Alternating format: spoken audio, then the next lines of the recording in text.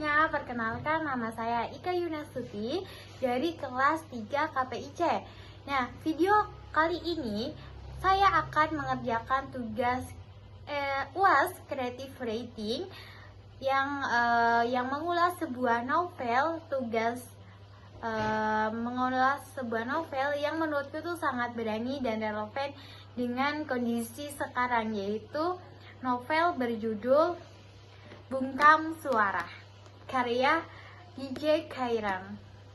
Oke, nah di novel ini adalah karya ke-16 dari J.L. Khairan yang diterbitkan di Gasindo pada Januari 2023. Nah, tebalnya sekitar 370-an halaman yang genrenya adalah satir, politik, dan distopia.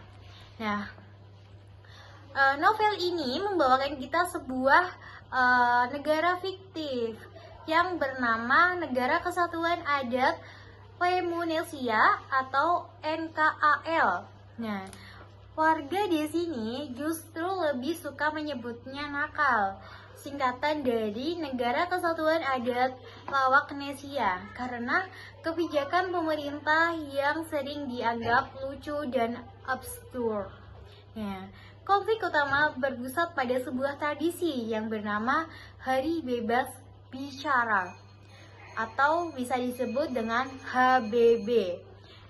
Di hari ini, semua orang boleh bicara apa saja, membongkar aib pejabat, bahkan memaki tanpa takut di penjara.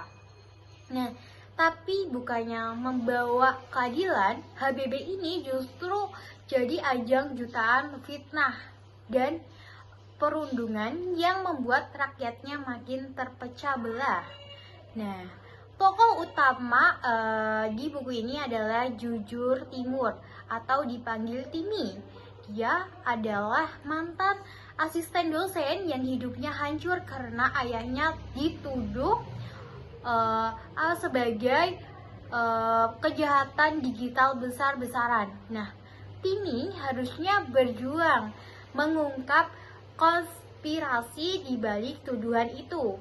Dalam perjalanannya, dia harus mencari sosok misterius yang dijuluki durian busuk. Nah, yang bisa disebut si oknum jahat yang sebenarnya itu mengendalikan kekuasaan di Lemunesia gitu. Nah, kenapa sih novel ini itu menarik? Pertama, jadi di novel ini satirnya itu tajam sekali. Jadi J.S. Khairan menyindir fenomena hoax dan UU ITE sama bagaimana media sosial itu bisa menghancurkan hidup seseorang dalam sekejap.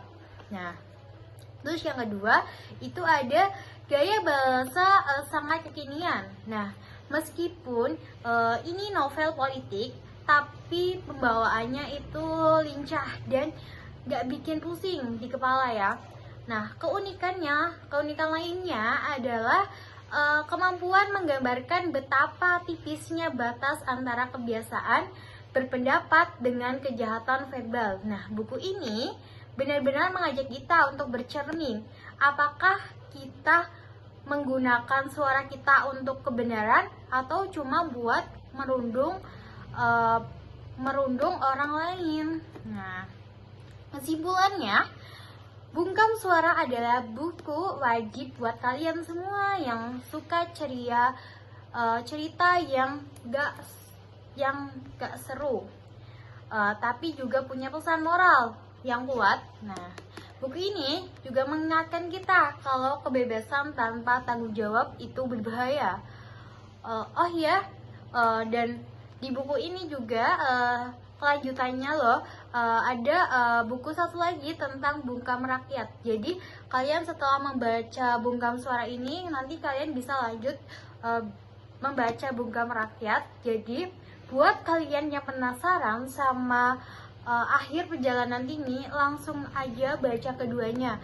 Sekian review dari saya, semoga bermanfaat dan bisa jadi referensi bacaan kalian.